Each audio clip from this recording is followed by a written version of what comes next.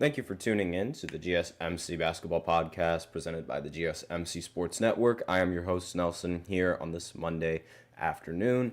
And this is going to be a little bit, I wouldn't say like that different from what I usually do, but I'm going to try to get everything covered right now, seeing as I won't be available tomorrow. There's an election coming up. It's rather important, and that's the only thing that I'm going to talk about with politics. That's it. All right, so any of you guys that are in the comments right now just begging me to talk politics, that's not going to happen, all right? I'm going to say this right now. If I see even one comment about that, I am not even going to acknowledge it. I kid you not. So we're not doing that. I'm not doing that again. I'm sorry to say this. This is a basketball podcast, all right? This is not a politics podcast. Basketball and politics do not coincide with each other, and I will not have that with my show, all right? So that's not happening. We're not doing that. Okay? So, first segment, we are going to talk about Joel Embiid and an incident regarding a reporter. Yes, Joel Embiid got into another incident. So we're going to go ahead and talk about that in the first segment, as well as give a little bit of an update on Gregg Popovich and his status, because there's something going on with the Spurs, and I just wanted to talk about it for a little bit. I can't really talk about it much because we just simply do not know enough, so I decided to just group it with the first segment. Next, in the second segment, I'm going to talk about Vince Carter getting his jersey retired by the Toronto Raptors, and, the storylines on that, how it went down, everything, and even, a little bit of his career as well. We're going to talk about that in the second segment. Then, in the third segment, we are going to recap all of the games that happened on Friday. There were a lot of them, and see how many predictions I ended up getting right on that day. Of course, I probably missed at least two, but we'll find out. And then in the fourth segment, we're going to go ahead and just recap the results of every single NBA game that went down over the weekend. And we have a special fifth segment at the end of the fourth segment as well. So be sure to stay tuned for that if you guys are interested.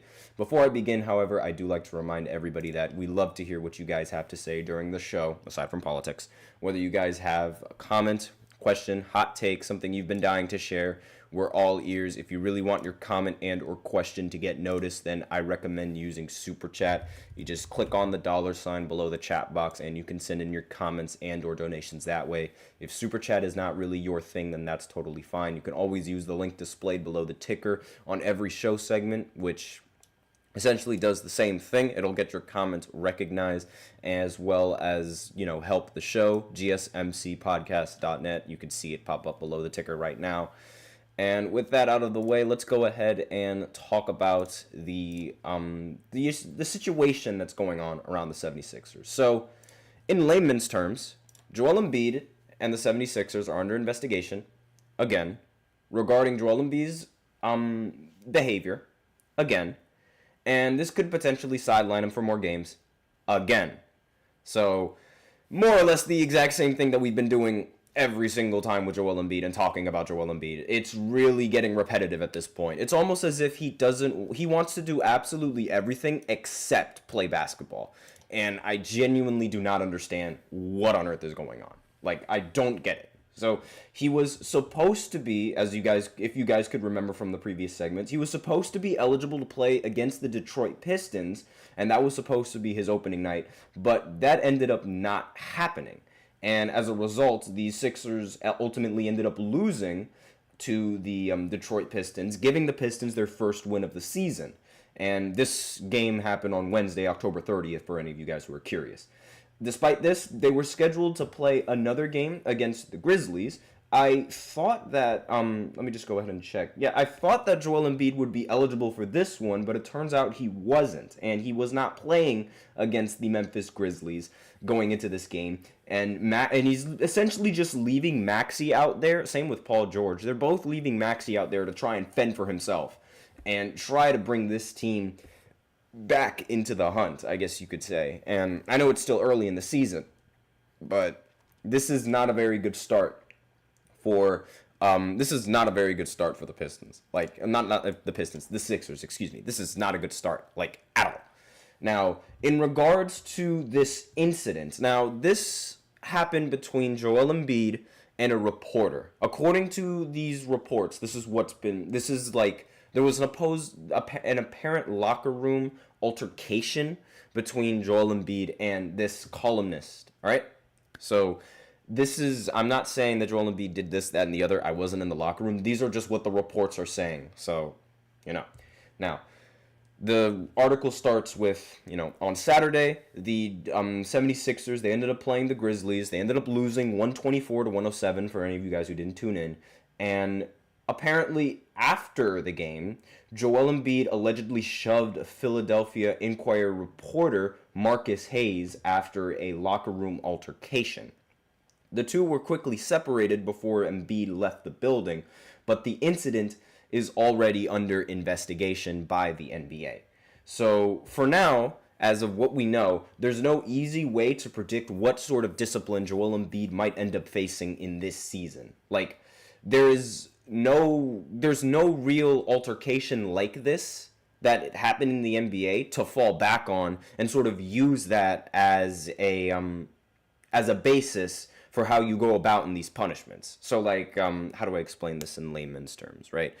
Usually in governments, there are, this isn't really politics, but I know we're talking about it a little bit, but usually in governments, whenever there is a case that determines whether somebody is guilty or not guilty, they usually go back on a case to try and figure out what the sentence would be. This would be a similar thing that the NBA does in regards to handing out its punishments. So depending on what a player does, usually there's been some other player that has done that before. And that way, and the NBA uses that as a basis to sort of guide their actions and to figure out exactly what they should do moving forward with this player. So, like, for example, if a player would bring in a gun to a locker room, Gilbert Arenas, they would use the incident with Gilbert Arenas and they would, try to figure out what's a worthy punishment for that player given the information that they already know. So, because there has never been something that the NBA could really fall back on, we have no idea what this punishment could be and how long it could be for. And we'll just go ahead and I'll just go ahead and explain what sort of led to this altercation. Because again, NBA players, there's never been an NBA player to allegedly shove a reporter. Like we've heard instances where NBA players are rude or maybe even curse out the reporter. Yes. But outright shoving a reporter and putting his hands on him, that's a completely different story, and one that I'm not entirely sure what the outcome is going to be. So, what led to this argument, or what led to this little confrontation? So before the season began, Embiid told ESPN that he was likely done playing in back-to-backs, and that's what he said in an interview. So, to that point, he had not played a preseason game, and he ultimately missed the entire preseason. He has not yet played for the 76ers at all this season either. And in response to Embiid's absence, Hayes, the reporter that allegedly got assaulted, allegedly, again, I have no idea what happened, but he got shoved by Joel Embiid, allegedly, he wrote a story for the Inquirer on October 23rd, titled "Joel Embiid Disrespects the Sixers, the Game, Its Greats, and Himself. Shaquille O'Neal and Charles Barkley are right to rip him." Embiid has faced criticism for games he has missed due to injury for practically his entire career from both the Philadelphia media and the wider basketball world. However, this story was notable for bringing up Joel Embiid's family, which I really don't understand what that has to do with Joel Embiid whatsoever. I mean, bring up the player, that's a completely different story, but then bring up his family, that's totally different. That's completely uncalled for in my opinion. But this is a Philadelphia writer, so I'm not really surprised, to say the least. Now, the quote that it was amended, it was edited later, but initially the quote was, "Joel Embiid consistently points to the birth of his son, Arthur, as the major inflection point in his basketball career. He often says that he wants to be great, to leave a legacy for the boy named after his little brother, who tragically died in an automobile accident when Embiid was in his first year as a 76er, Hayes wrote. "Well, in order to be great at your job, you first have to show up for work. Embiid has been great at just the opposite. Now in his 11th season, he has consistently been in poor condition. This poor conditioning apparently seems to have delayed his debut this season. Embiid won't play in Wednesday's opener or the next 2 games, and little did he find out he wouldn't play in the rest of the games afterwards. Story made minor waves upon publish, but as Embiid was injured at the time, he was not required to speak to the media immediately. And on Friday, November 1st, he addressed reporters for the first time since the Hayes story was published and pushed back on it, saying, "Everybody has been on the same page," Embiid said of the team's return to play and injury management plan for him. "If your body doesn't react well and if your body tells you one thing, sit out. I've done it. From what I can tell you, I've broken my face twice. I came back early, even the risk of losing my vision. I have broken fingers. I still came back. When I see people say he doesn't want to play, I've done way too much for this city, putting myself at risk for people to be saying that." And there's a little bit of an argument of doing a lot for the city that we can get into a completely different time, but more focused on what the article has to say and what happened in the moment. So the most detailed first-hand accounting of the incident came from Kyle Neubeck of Philly Sports. "We go to the locker room," Neubeck began. This is the quote. "Joel is settled in there. Marcus Hayes, who everyone knows was on Joel's radar this week, gave a lengthy quote taking shots at him yesterday. Marcus was present in the locker room, and the second that Joel realized he was there, got into a verbal back and forth. Obviously, we can't repeat many of the words that were said on the show. The basic gist of it was, you can say I suck, you can say whatever you want about me as a player. Don't ever put my dead brother's name in your mouth. Don't talk about my family. Don't bring them into this. You want to talk to me like a man and talk to me about basketball, that's different. But if you ever talk to me about my family again, we're going to have real problems." And he continues saying they go kind of back and forth, and at some point, let's say 90 seconds to 2 minutes into this back and forth, Joel shoves him. Team security steps in, players kind of surround the situation, and everyone kind of dispersed. Late reporting would fill in the blanks on what specifically was said. Most notably, Embiid warned Hayes not to speak about his family again. So essentially, he went all, "Keep my wife's name out your mouth." That's essentially what Joel Embiid just did. And the next time you bring up my dead brother and son again, you are going to see what I'm going to do to you, and I'm going to have to live with the consequences, Embiid reportedly said. Oh, wow, that is a legitimate threat. I smell a big lawsuit coming in. I smell it coming in from this reporter. I mean, he got allegedly assaulted by Joel Embiid. Joel Embiid openly threatens him in front of other people, according to this article. I sense a very hefty, a very big lawsuit. And I don't know, this could spell some really, really bad news for the 76ers. And it might even end their season completely. Because given what was being said and given what was done, he might be out indefinitely. Like, maybe for the season and maybe for the rest of his career. This might be it. I have no idea what exactly the NBA is going to do about that. But this is not good. I mean, I understand the issues with, that man should have never targeted his family whatsoever. But as a player, as an NBA player, and as a professional athlete, you have to learn how to remain professional, and you can't be doing something like this, especially towards a reporter. I'm sorry, but if you're picking on a reporter, at that point, you're like a big fish in a small pond. Like, prospectively speaking, like you're just picking on someone who you clearly outclass, and it's like, that's not only is that unprofessional, but like, is that, he talks about, talking like a man. Is that really a manly thing to do when you're picking on somebody who's like not even twice your size? Like, be real here. I mean, maybe I'm just hating. Let me know what you guys think in the comments, but I genuinely do not think that is the kind of response that an NBA player should give, and not the kind of action that an NBA player should have towards a reporter, let alone somebody who's like you should be above that. But personally, that's just me. Let me know what you guys think in the comments. And what can we expect on this possible suspension.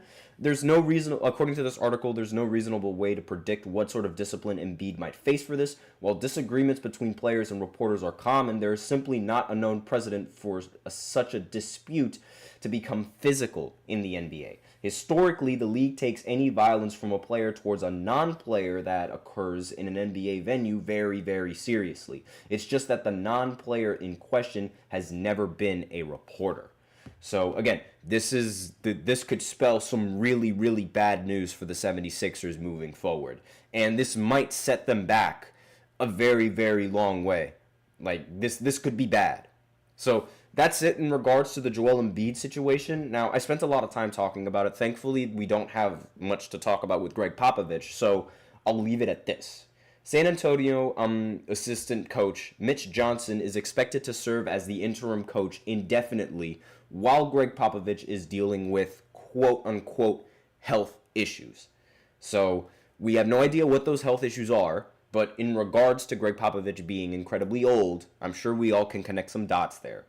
And again, like he's 75 years old. I have no idea what is going on with his health. I have no idea if this is going to end up being very, very bad. I hope that 2024 does not mess with Gregg Popovich. That would be a very sad day for a lot of NBA fans, including myself. And that's really the only thing I can tell you about this health issue, because, again, we have no idea what this is. Whether it is that the reporters don't know what it is, whether it is that the Spurs neglect to reveal exactly what the issue is, I don't know. But that's all that I can really say on that. So that's it for the first segment. That was a really long first segment, might I say. So let's go ahead and get into this break, and then we'll go ahead and talk about the second segment, which is in regards to Vince Carter getting his jersey retired, and just, you know, a little bit of a story on his career, as well as any other impressive accolades that I can come up with and that I remember when I think about Vince Carter. So I'll be right back after this short break, so be sure to stay tuned. I feel like I'm losing my mind. Is everybody in the world blind? Please, Lord, give me a sign, a sign. I feel like I'm losing my mind. Is everybody in the world blind? Please, Lord, give me a sign, a sign. I wanna be the greatest. Everybody on their fake shit. I look around and feel like everybody is the fakest. I make this every day and I'm impatient, hoping one day I blow up from the basement. Statement, the top is so vacant. I don't hear shit that I think is amazing. Waiting for my day when I'm playing sold out shows for 1,000 faces. Hey, give me that crown. Get in my way and to be put down. It ain't your place, all this my town. If I want that shit, then I'll get it right now.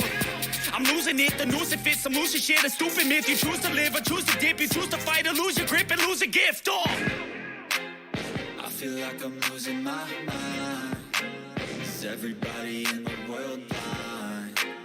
Please, Lord, give me a sign, a sign. I feel like I'm losing my mind. Is everybody in the world blind?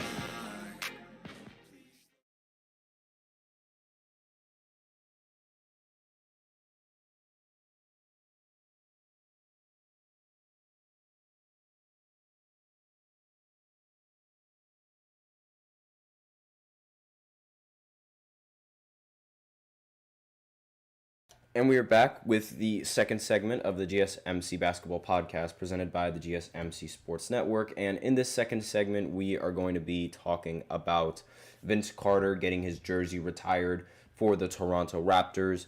Now, before I begin, I do like to remind everybody that we love to hear what you guys have to say during the show. Whether you guys have a hot take, burning question, something that you've just been dying to share, we are all ears.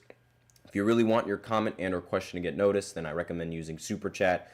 You just click on the $ below the chat box and you can send in your comments and or donations that way. They really help the show. They make it much more interactive between myself and you guys. Once again, the link is gsmcpodcast.net. If Super Chat's not really your thing. So with that out of the way, let's go right ahead and get into this second segment. It's going to be a little bit of a shorter second segment than most of the other ones, mainly because I want to spend a little bit more time on the recaps of the games that went down over the weekend, as well as the games that went down on Friday. Goodness, my English is just amazing this morning, isn't it? So, as you can see, this beautiful jersey retirement, this beautiful image of Vince Carter, half man, half amazing, Air Canada, whatever you want to call it. Vince Carter's jersey has officially been retired. This happened during a 23-minute halftime ceremony for Saturday's game against the Sacramento Kings, and he's the first ever Toronto Raptor to ever get his jersey retired. This is the first player in the entire franchise's history that has ever gotten their jersey retired, and very, very well deserved. I mean, he essentially, from what I know of him, because again, he's played a very long career. Like, he's one of the very few players that has played in 4 decades in the NBA, and in fact, he might be one of the only players that has played in 4 decades in the NBA. We're gonna have to see if LeBron can stay in the league up until 2030. But aside from that, he's had a very, very long career. And from what I know, he was sort of the big reason and putting Toronto Raptors and the franchise on the map. And, aside from Kawhi Leonard winning their first and only championship with the franchise, this is one of the players who I feel like deserves the jersey retirement for the Raptors. And he definitely deserves to be the first. I mean, I expected it to happen a little bit like a while ago. I didn't expect it to happen like, now. I feel like now was like, I'm better late than never is really what I'm trying to say. But like Vince Carter, he was a fantastic player on the Raptors.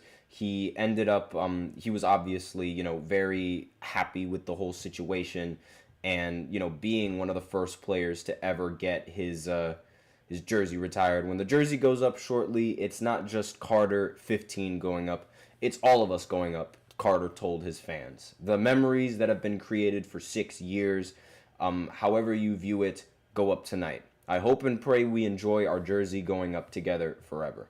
And he stepped onto the court. The home fans gave Carter a huge ovation, immediately bringing tears to Vince Carter's eyes. And he clenched his fists and he let out a primal scream in response to that reception. Like, he was incredibly emotional during this jersey retirement.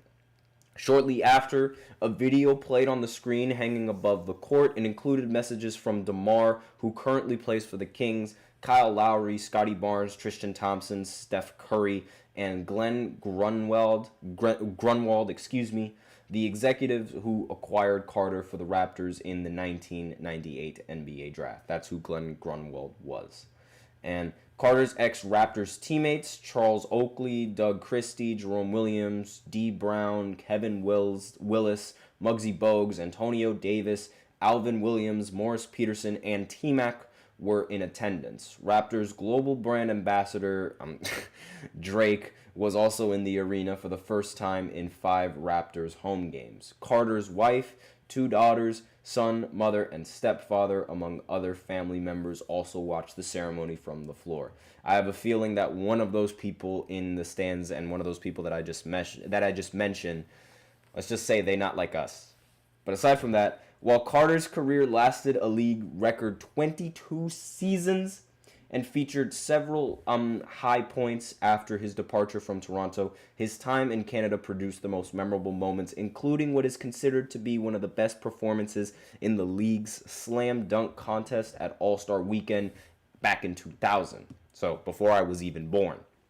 And a lot of people, they consider Vince Carter to be the best dunker in the history of basketball. And that really says a lot, because there are a lot of high flyers in the NBA, in not just right now, but history. And even you can make an argument that there were even more high flyers back then than when Vince Carter played than there are now. And the fact that back then he was considered to be the best and still is considered to be the best dunker really, really says a lot about him. I mean, his vertical was insane. He jumped over a 7-footer in the Olympics just to get the dunk off, and that was probably one of the, unlike Ja Morant, who almost dunks the ball most of the time, this guy finishes his dunks almost every single time. It's amazing what this man was able to do. That's why he's called half man, half amazing. And even with players like Michael Jordan, Dominique Wilkins, LeBron James, Zion, not even Zion, excuse me, that's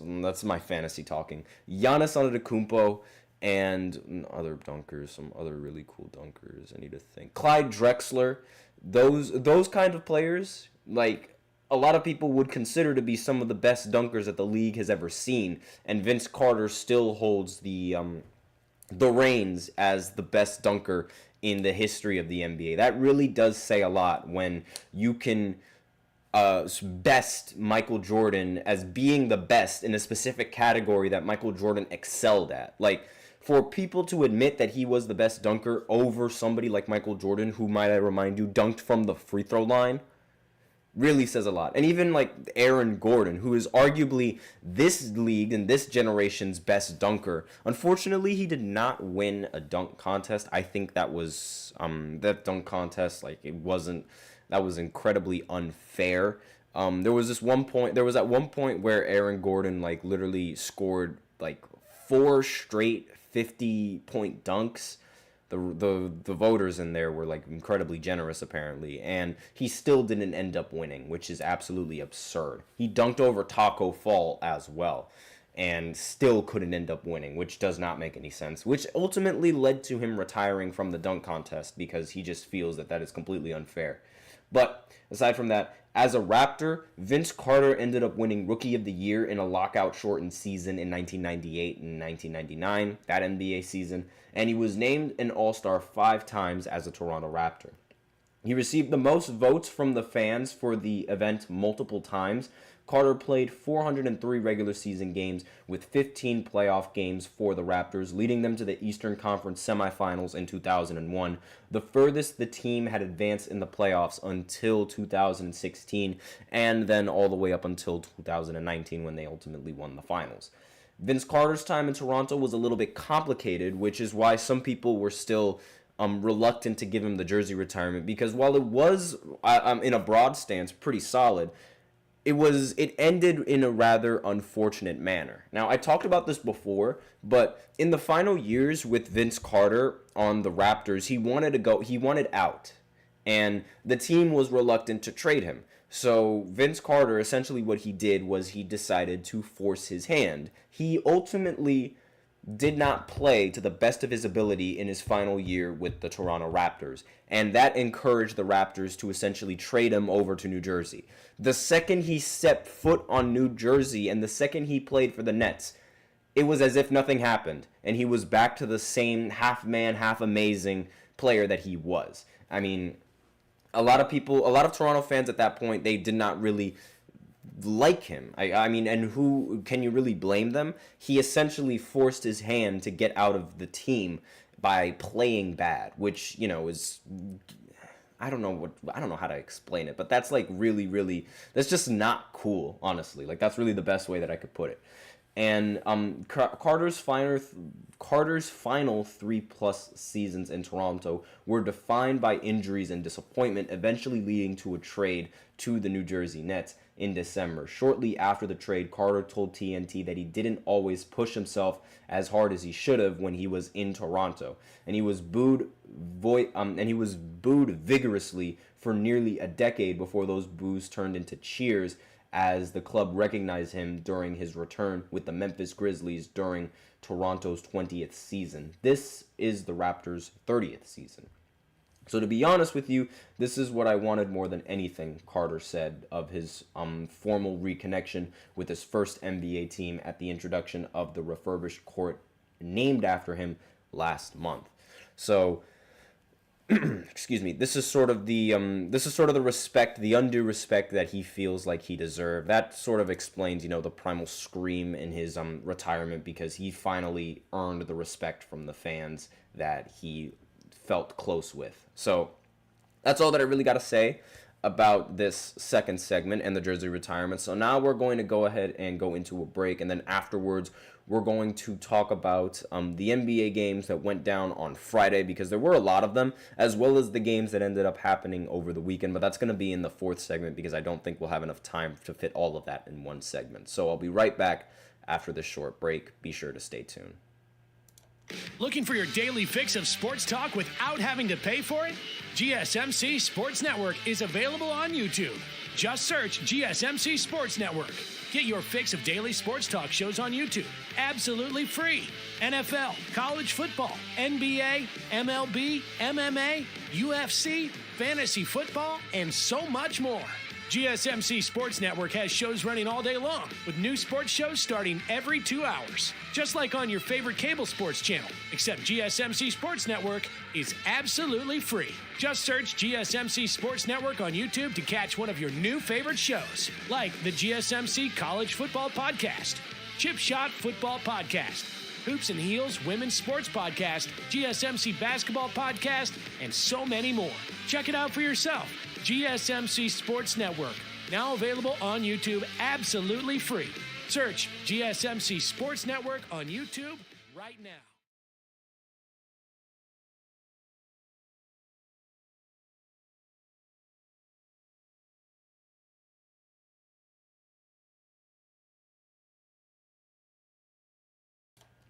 And we are back with the third segment of the GSMC Basketball Podcast presented by the GSMC Sports Network.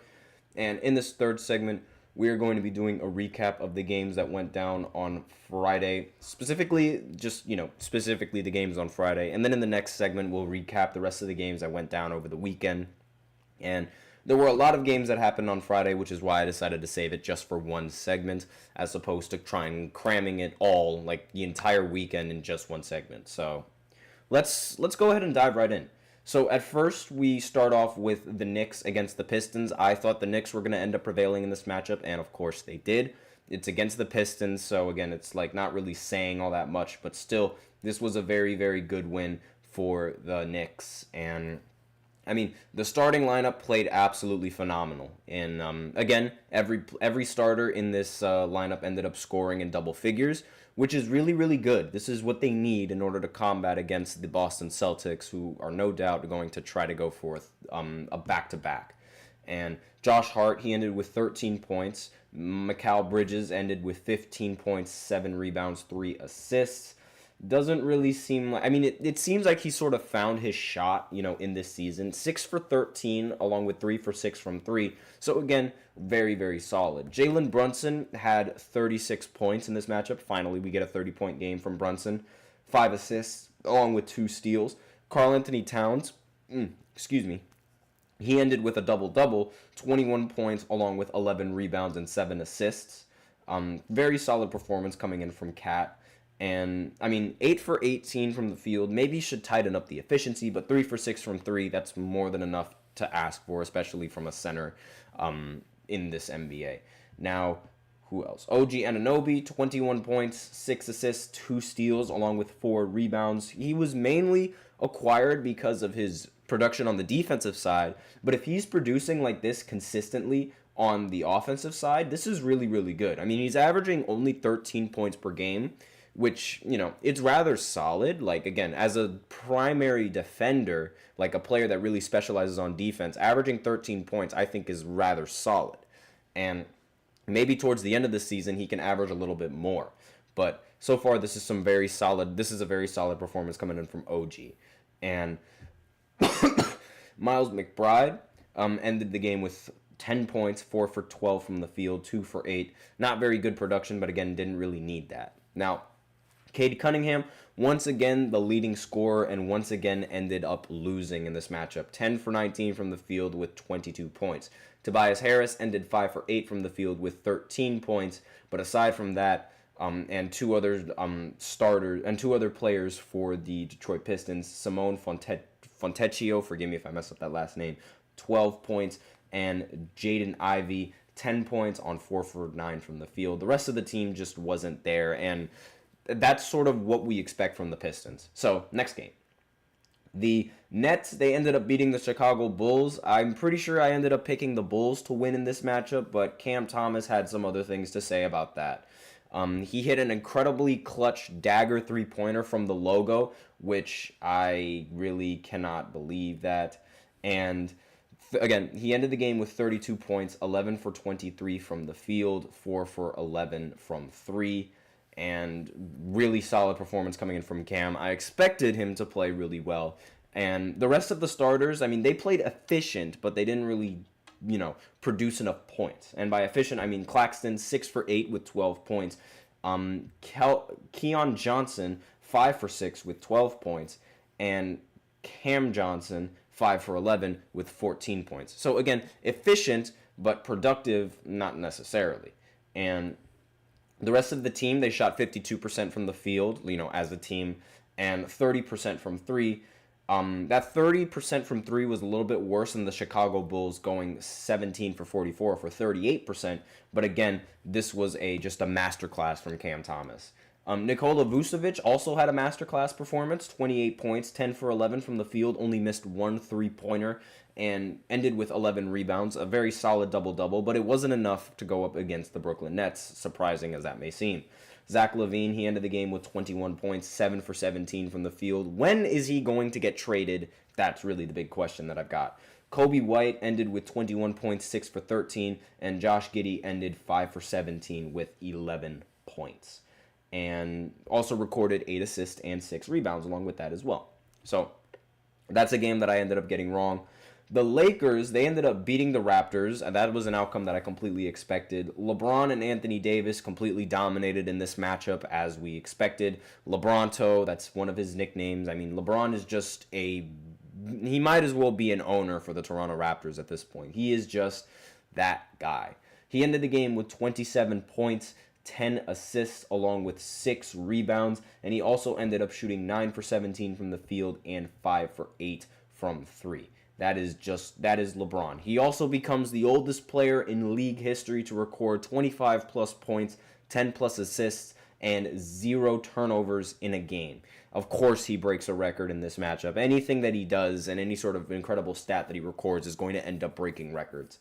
And Anthony Davis, he ended the game with an astounding 38 points and 11 rebounds, along with 3 steals and 2 blocks. 14 for 20 from the field. He is not taking as many three-point shots as I really expected him to, but the fact that this is working with him not taking three-point shots, I think it speaks volume and it speaks magnitude to the incredible value that he brings. Now, the Lakers, as a team, they shot 34% from 3, but again, they are winning games. Austin Reeves went 0 for 6 from 3, 4 for 13, but he ended with 20 points.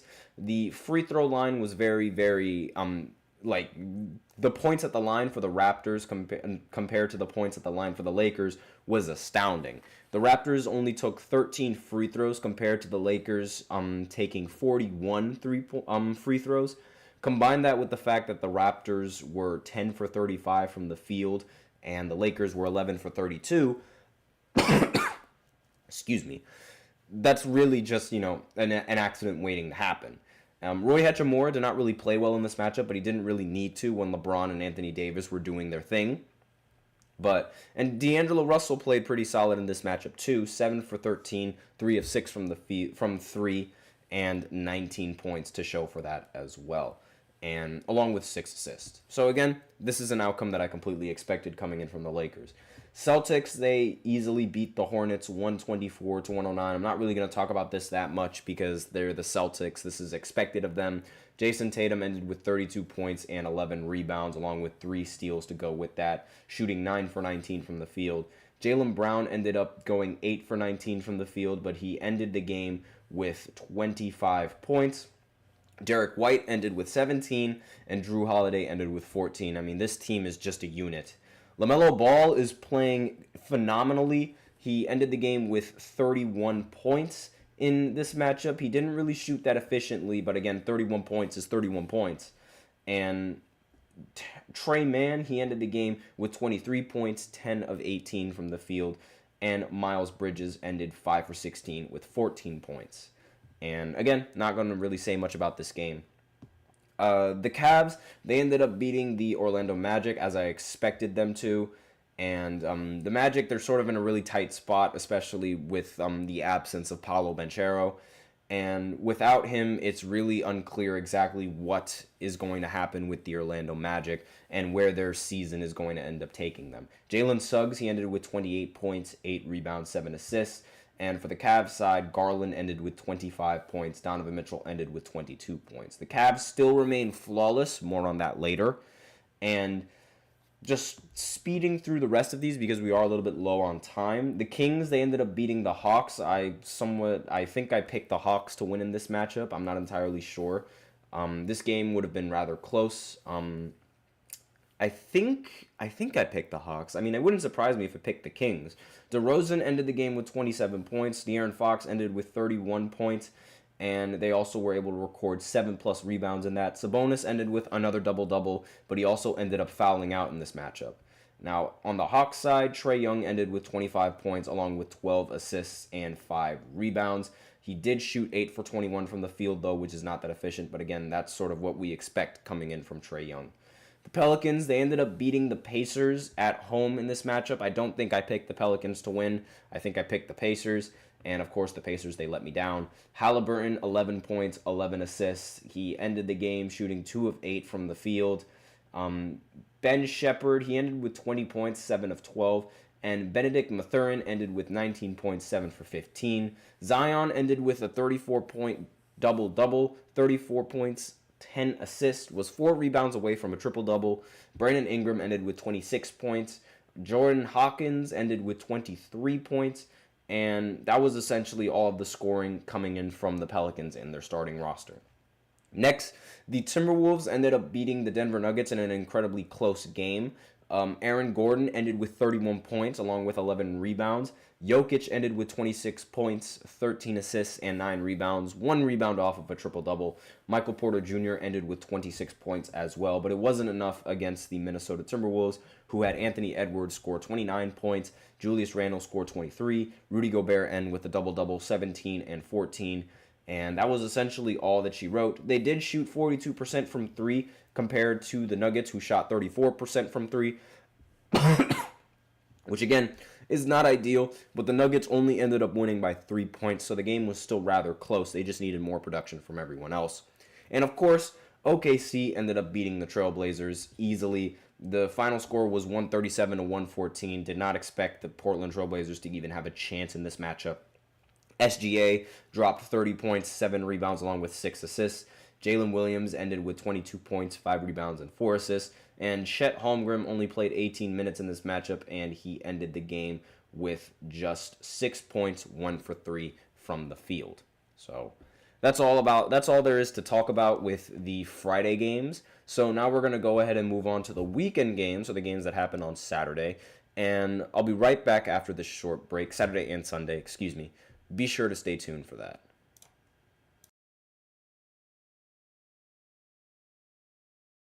For the best and latest podcasts available anywhere, go to the podcast app on your cell phone and type in GSMC to access free content-rich podcasts on health and wellness, book reviews, sports, entertainment, relationships, social media, movies, technology, finance, and even weird news. Subscribe and download the GSMC Podcast Network's family of shows, available everywhere podcasts are found.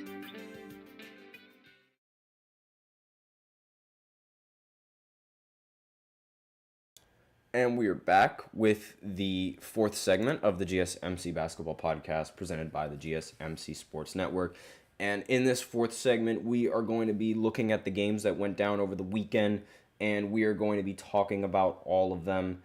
And yeah, that's essentially what we're going to be doing. So the Warriors, they ended up playing the Houston Rockets. This game went into overtime, and the Warriors, they ended up winning. They're 5-1 right now, and they still don't have Steph Curry. I actually found out Steph Curry had an ankle injury earlier, and he's sidelined. That's the reason why he's not playing in some of these games. Of course, it's always the ankle. I don't understand. It's really bad luck that Curry has with those ankles.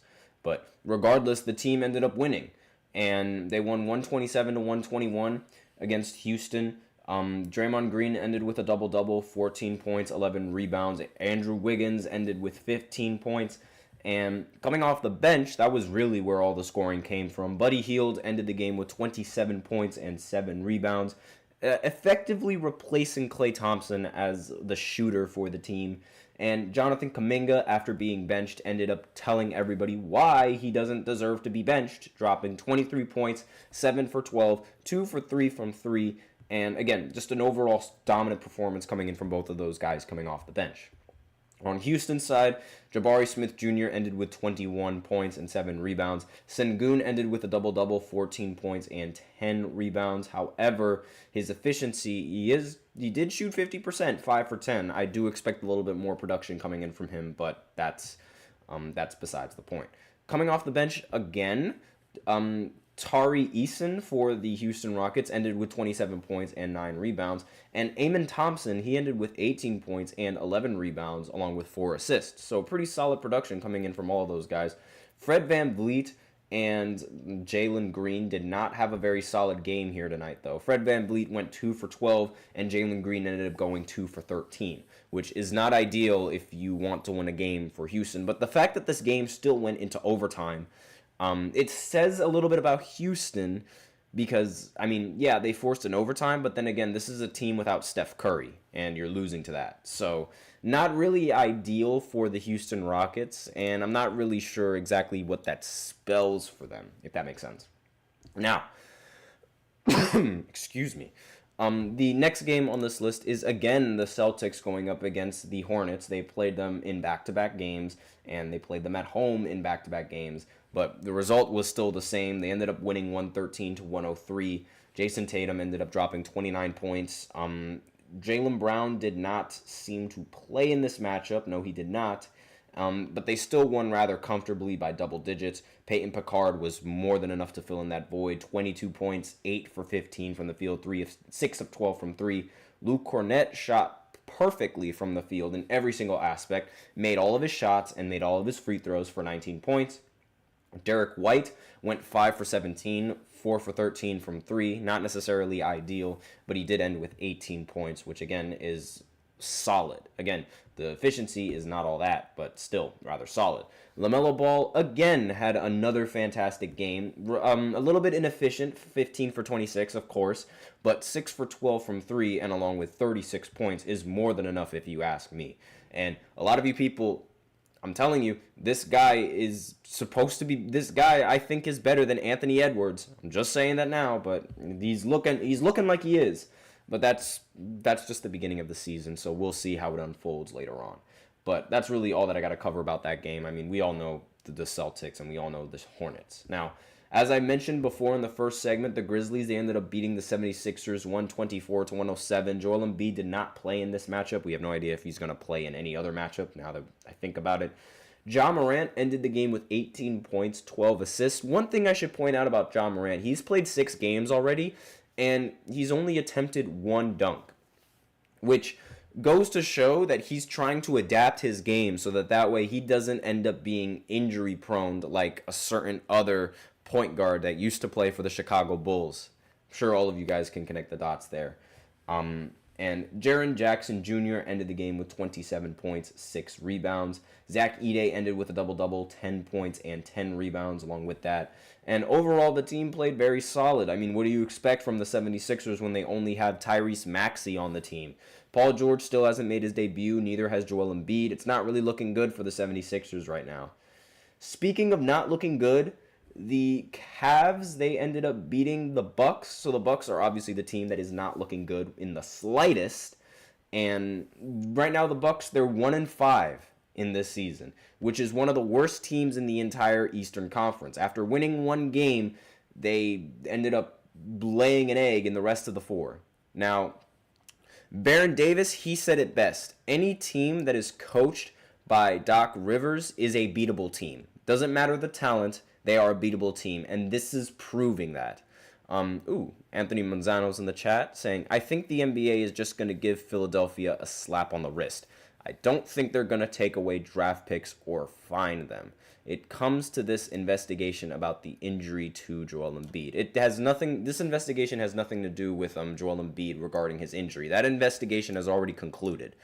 And I do understand that they essentially gave the 76ers organization a slap on the wrist. But this is something completely different. I mean, he allegedly pushed a reporter, which has never been done before. I don't think the NBA is going to take that lightly when you're I don't think the NBA is going to take that lightly when you're literally an NBA player and you're shoving a reporter, allegedly shoving a reporter. I don't think that's a matter that can be taken lightly, but that's just me. Again, we'll see how this ends up going. Now, the Bucks, they ended up losing on a Donovan Mitchell game-winning buzzer beater. He ended the game with 30 points. Darius Garland ended with a double-double, 11 and 10. Jarrett Allen ended with, as well as a double-double, 15 and 12. And get this, the Milwaukee Bucks, Giannis, ended up scoring 34 points, 16 rebounds, 9 assists. Damian Lillard ended with 41 points and 9 assists. And they lost. This is just unprecedented. This is unbelievable. It just does not make any sense. Damian Lillard made 10 3-pointers. He single-handedly made more 3-pointers than the rest of the Bucks as a team. There is no reason why this team should be losing. And also, Gary Trent, I have no idea why he's playing so bad on this team. He's 1 of 10 from the field and ended the game with 1 for 7 from the 3 with only 3 points to show for it. If he would have hit a couple more threes, they would have had this game in the bag, no doubt.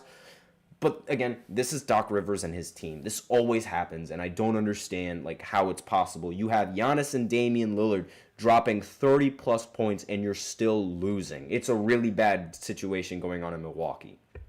Next, the Raptors, they ended up beating the Kings in overtime. The Kings, they had De'Aaron Fox, 24 points. DeMar DeRozan, he ended with 33 points. Sabonis ended with a triple-double. Get this stat line. 17 points, 20 rebounds, and 10 assists, which is incredible, and they still lost. Keegan Murray even ended with a double-double, 16 points and 10 rebounds to go along with that, and they still lost. RJ Barrett had a phenomenal game, 31 points, 9 rebounds, 6 assists. Grady Dick ended with 22 points, and Ochai Agbaji, forgive me if I mess up that last name, 22 points, 5 rebounds, 2 assists, 2 steals. And off of the bench, Chris Boucher, 24 points, 5 rebounds, and 1 assist to go along with that as well. So, pretty solid performance coming in from the Raptors. And again, a pretty solid performance coming in from the Kings. It's just the game ultimately ended up going down to the wire. Now, the Spurs, they ended up surprising me by beating the Timberwolves the other night. Victor, he's a phenomenal athlete. We all know this. But Victor Wembanyama did not really have a career game. This was sort of everyone else doing most of their work. Spurs ended up winning 113-103. Let's see. Keldon Johnson ended with 25 points. Jeremy Sochan, he ended with 19 points, 7 for 10 from the field. Victor, 17 points, 7 for 15, but 1 for 7 from 3. Again, I think Victor should maybe tone down the 3-point shots just a little bit and try to work in the mid-range area. That's just me personally. Maybe, I don't know. I really don't feel like he should be taking that many shots, at least from 3. But that's just me, given his height. And I'm all for shooting 3-pointers, but as of right now, it doesn't really seem to be working that well for Victor. So I think moving a little bit closer to the mid-range area is more ideal. Chris Paul, he ended the game with 15 points, 13 assists. Of course, Chris Paul did that. He's Chris Paul. And that's really all of the performances coming in from the Spurs. Anthony Edwards ended with 21 points. Julius Randle also ended with 21 points. But when the rest of the lineup is a little bit lackluster in terms of scoring, you're not really going to win, despite the fact that it was the Spurs. The Spurs just had a much better night, especially shooting the ball. They shot 31% from 3 compared to the Timberwolves shooting 29% from 3. And, they ended up winning by double digits. They were just shooting a lot better from the field as well. They shot a better percentage at them in practically every single aspect. DiVincenzo, he ended up having 5 for 7, 14 points in this game.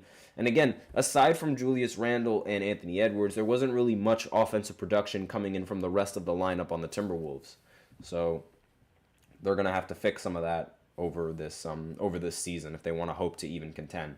The Heat, they ended up beating the Wizards easily. I expected this outcome. They won 118-98. Not really going to talk about this all this much just because we are out of time. Aside from the fact that Bam Adebayo ended with 32 points and 14 rebounds and basically led this team to the win. The Suns, they ended up beating the Trailblazers. Again, another game that I'm not really going to talk about because the Suns, they are just a much better, much more talented team than the Trailblazers. Devin Booker ended with 28 points, 9 rebounds, 9 assists. KD ended with 21, and Bradley Beal ended with 15. The Blazers, they had 2 players score 20 points, but again, it wasn't enough. The rest of the lineup just could not handle it. The Nuggets, they ended up beating the Jazz. Of course, they ended up beating the Jazz. The Jazz are the only team in the NBA to have yet to win a game. And it's not really looking good. Walter Kessler, he ended with 18 points and 14 rebounds. The Denver Nuggets, for Jokic, he ended with 27 points, 16 rebounds, and 9 assists. Again, one stat away from a triple-double once again. And Michael Porter Jr., he ended with 20 points, 5 rebounds, 2 assists. And next game and the final game, the Thunder, they continue going flawless, 6-0 so far in this season.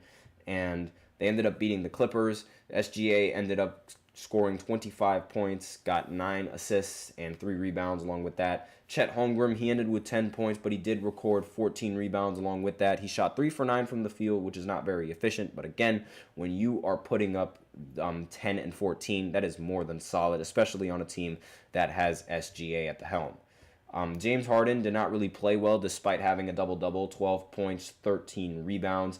He did shoot 4 for 13 from the field, however. Norman Powell was the leading scorer for the Clippers yet again, 24 points, 2 rebounds, 2 assists, 2 steals. And that was basically all in terms of production for the Clippers. And that's it for the 4th segment and for this recap. Actually, no, I lied. There's a whole other set of games that I completely forgot to talk about. So the Pistons, they ended up beating the Nets 106-92, an outcome that I completely did not expect. I'm going to speed run through this just because we are a little bit low on time. Mavericks, they ended up beating the Orlando Magic 108-85. Of course, they don't have Paolo Banchero. Luka Doncic, he ended with 32 points, 9 rebounds, and 7 assists. And on the Orlando Magic, there was nowhere near enough offensive production for them to even be considered effective. Then the Hawks, they ended up beating the Pelicans in this matchup. They got a 23-12 game from Trae Young. Of course they did. He's so efficient at doing that. And Jalen Johnson, 29 points, 12 for 20 from the field. On the Pelicans side, Brandon Ingram was the leading scorer, 32 points, but there was no Zion in this matchup, so that was pretty much all she wrote. And with Jordan Hawkins being the next leading scorer with only 19 points, it's not ideal for the Pelicans if you want to win. So that's all that I have on the recap. So now we're going to go ahead and go into the 5th and the final segment where we look at the NBA power rankings that were just revealed an hour ago, actually, maybe 2 hours ago. So we'll be right back after this short break. Be sure to stay tuned.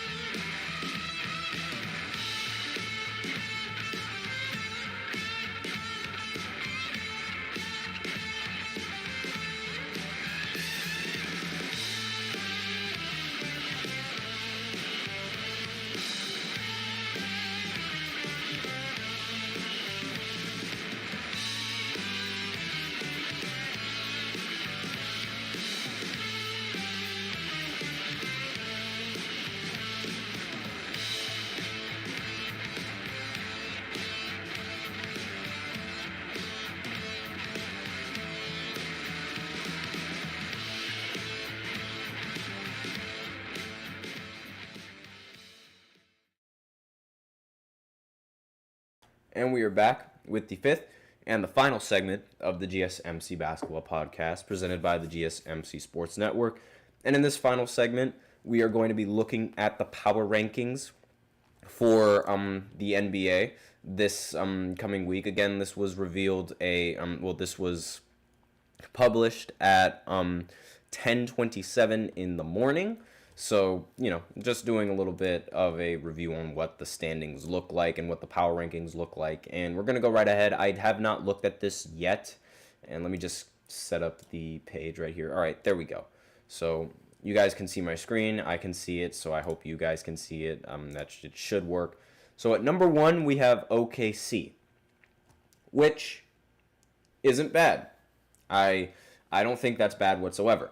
And OKC, they are a incredible team. They're one of the only teams they're the only team in the conference that's 6-0, and they're one of two teams that have yet to lose a game. So putting them at number 1, I don't think that's really a bad thing. I know I said that the Celtics, they stay at number 1 until proven otherwise, and I will say that the Celtics, they ended up dropping a game against the Pacers, and that game that they ended up dropping, I know it was an overtime loss, and the game was really, really close up until the very end, which, it's all right to lose when it's like that close. Again, it's never all right to lose. I should amend that statement. It's different when you lose in overtime off of one shot compared to if you just flat out lose in a game. Like, the implication is rather different. So I don't really see this as a bad thing, moving the Thunder all the way up and, keeping the Boston Celtics out of number 1. I don't really see that as a bad thing, especially considering the competition that the Oklahoma City Thunder have had to face in regards with their schedule. So next is Cleveland. Now, I understand giving respect to the teams that have yet to lose a game. I have nothing wrong with that. But I will say that I don't think that Cleveland is a team that should be ranked higher than the Boston Celtics. I have full confidence that if the Celtics and the Cavs match up in a series, again, then the Celtics are easily going to beat them. Like, well, maybe not easily, but they're going to end up winning in the series, which is why I don't think they should be ranked this high. However, I will say that early on, while their competition wasn't all that impressive, they still faced rather, I guess you could say, worthy adversaries, right? And let me just go ahead and go through this schedule real quick, right? So they played the Raptors in their first game, right? It's not a big deal. They played the Pistons in their next game, and then the Wizards in the game after that. Again, not a really big deal because those teams are, less than mediocre. But then they went and they beat the Knicks. Then they went on and beat the Lakers. Then they beat the Orlando Magic, albeit without Paolo Banchero. And then they ended up beating the Bucks on a game-winning shot from Donovan Mitchell. So moving them up to 2, maybe not necessarily, but again, I totally understand why the only 2 flawless teams in the NBA are ranked 1 and 2, and I respect this list for that. So I assume afterwards it's Boston. Yep. Boston drops for all the way from 1 down to 3. Again, if it were me, I would have put the Boston Celtics all the way up here, like at number 2, just because, I feel like the Celtics would beat the Cavs in this series. But that's not really trying to disrespect the Cavs and what they've been able to do in the season. But as of right now with the Celtics, given the fact that they're 6-1, there's really not much that needs to be said aside from the fact that they ultimately dropped a game, and that's why they ended up moving down in the rankings. So not a big deal, not really much that needs to be said. The Phoenix Suns, they move all the way up from number 7 to number 4. I don't think that's going to be the ranking that they're going to maintain throughout the rest of the season, but they split the first 2 games in LA, and then they ended up winning 4 straight, and they're one of 5 teams with fewer than 2 losses, which makes sense, why they're ranked at number 4. Let me see what team is ranked below them. Okay. This is where I start losing it, because again, the Golden State Warriors, they refuse to go away. They genuinely refuse to go away, and I can't stand it. But that is a completely different argument. What they've been doing and how they've been winning these games, not to mention winning some of these games without Steph Curry, it is rather impressive, but I do have to nitpick a little bit, and I do have to say that I do not think that the competition that the Warriors have faced is, enough to warrant this sort of response, I guess you could say, right? Like, I don't think that the teams that they beat are competent enough to put them in this high of the rankings. Now, in the top 10, yes, you can make the argument, but at number 5, I don't necessarily think so. Now, the first game that they played was against Portland. They easily won that. Portland is bad. Then they played the Jazz. The Jazz are bad. They ended up losing to the Clippers, which I have no idea my opinion on the Clippers yet. I still need a verdict on exactly what's happening there and what to expect. Then they beat the Pelicans in back-to-back games at home. I originally thought the Pelicans were going to end up beating them at least in one of those games, but that didn't happen, albeit without Steph Curry, which is really the more impressive thing. But the Pelicans, they also weren't entirely healthy either, so I guess that evens out. And then they ended up beating the Houston Rockets recently. So these games and these wins, while it is impressive that they're winning without Steph and Curry, these teams are more often than not less than mediocre. Again, more often than not. I'm not saying that every single one of them was less than mediocre, but I think the fact that they did not have Steph Curry and they're 3-0 without Steph really says a lot about this team and the position and where they're at. But that might be like the ultimate boost in the ratings and why they're ranked so high. And let me see, the team below that, the Knicks. I don't agree with that. I think the Knicks should be ranked a little bit higher than the Warriors. And you can call that bias, you can call that whatever you want. You can call that being me being a fan of New York. But really, I feel like the Knicks, they're having a new team, and the losses that they've had in this season, they've come against incredibly competent teams. I mean, they lost to the Celtics, all right? That's what many consider to be the best team in the entire Eastern Conference. And then they lost to the Cavs, another team that is in the top of the Eastern Conference right now. So their only losses in this season have come to the absolute top of the food chain in the Eastern Conference. And on top of that, they were still trying to figure out, how to work as a team, having acquired Karl Anthony Towns and also having acquired Mikal Bridges. So those two losses, they're against teams that have been at the top of the Eastern Conference for a while, as well as played as a team for much longer than the Knicks roster has as a team. So it makes sense why they ended up losing in those matchups. I don't think they should get penalized that much, and they should be in number 5. That's my opinion. And they ultimately ended up completely outmatching the Pacers in one of their matchups. They also outmatched the Heat in one of their matchups. And then the other one, they ended up outmatching the Pistons. The Pistons, we're not even going to count that game because they're the Pistons. The other two wins against the Pacers and the Heat, again, two formidable teams that have played, longer than this roster has played together. And they still came out with the win in both of those matchups. I think that really says a lot for where this team is at. And again, this is only the beginning of the season. The chemistry is only going to get better as the season progresses. So that's my reasoning for why I would move these guys all the way up to number 5 and move Golden State down. Now, Dallas Mavericks, they're ranked at number 7. They move up from being ranked at number 8. It's not really, their defense is very, very good. It's a little bit too early to tell whether or not their defense, you could look at their defensive rating right now. It's not easy to tell whether or not their defense is going to stay like this, but, considering that their offense is only ranked 17th, that's not ideal, but this is Luka Doncic and Kyrie Irving we're talking about. Eventually, these guys are going to have their games and they're going to get the ball rolling. And the fact that they ultimately ended up beating the Magic in a blowout win should definitely increase their rankings, regardless of the fact that Paolo is not playing in this matchup. Luka, again, he ended with 32 points, 9 rebounds, 7 assists. With Kyrie, he only ended with 17 points, but again, when Luka is scoring 30, does it really matter? It really kind of doesn't, right? Because Luka Doncic is going to give you that offensive production. And Kyrie, he was still pretty solid from the field, 5 for 11. Again, just solid. Klay Thompson, a little less than solid, 4 for 10 from the field and 1 of 5 from 3. If they can get solid production coming in from Klay Thompson, then this team could be a little bit dangerous moving forward. Next, the Lakers, they drop all the way from number 3 all the way down to number 8. Still rather respectable. Again, number 8, Kobe Bryant. Rest in peace. They do play the Pistons in this coming matchup today. I expect them to win against the Pistons, obviously, because they're the Pistons.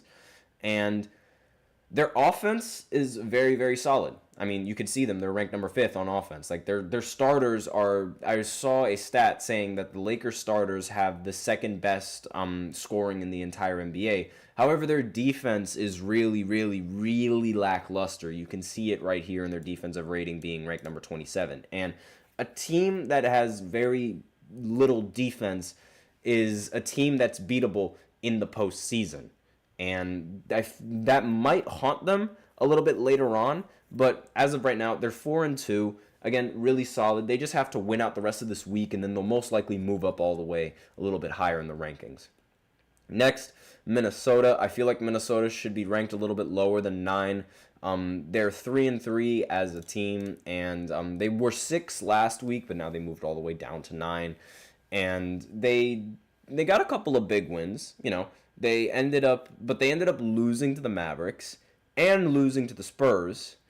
And they also again, they did beat the Nuggets, which was really solid and really good work from them. But again, losing to the Spurs, incredibly less than ideal, which is why I think that they should be moved a little bit lower. And maybe not lower than Denver now that I think about it, considering that Denver has not moved from their number 10 spot. I really don't know what it's going to take for the Denver Nuggets to move out of the top 10, but I don't think they belong in there. Memphis, you could make an argument, deserves to be in the top 10. Miami Heat, another team you can make an argument that deserves to be in the top 10. And the Kings recently, the Kings, they really started out rather poorly for the season, starting out 0-2.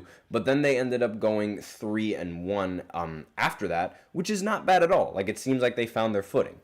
And let's see, the Orlando Magic, they're probably going to drop all the way down from number 14, maybe even down to the 20s eventually if they keep on losing. Pacers ranked at number 15 is, it's respectable. I totally agree with it.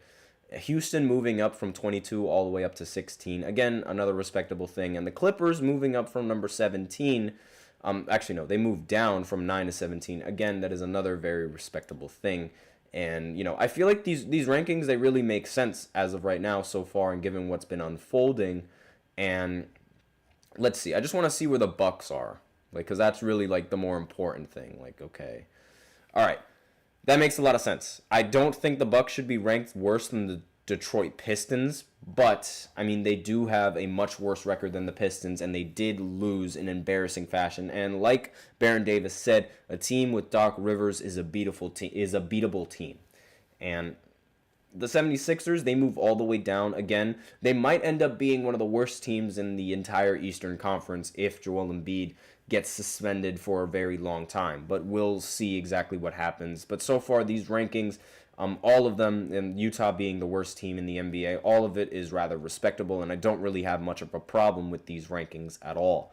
And really, the only thing that I would really want to change is Golden State's ranking. I would move them down a little bit, and maybe fiddle with Denver and move them down a little bit as well, along with moving the Minnesota Timberwolves as well, because I feel like that some of these teams, they could end up beating them. I feel like some of these teams, they could end up beating them, and I think Minnesota and the Denver Nuggets, they are rather evenly matched given the matchup that they played against each other recently, but hindsight is 2020, so we'll see what this week does and what unfolds. So, excuse me, but that's all that I have on this segment, and that's it for the show. Thank you so much for tuning in to the GSMC Basketball Podcast presented by the GSMC Sports Network.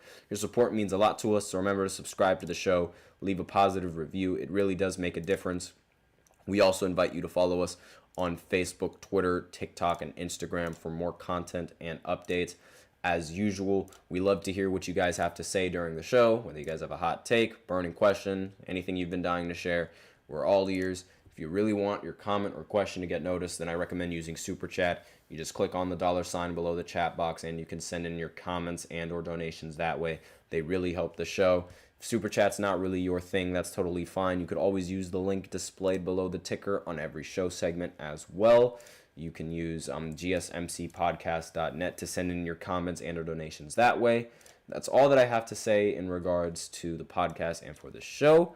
Thank you so much for tuning in. I'm your host, Nelson. I'll see you guys on Wednesday, and as always, take care.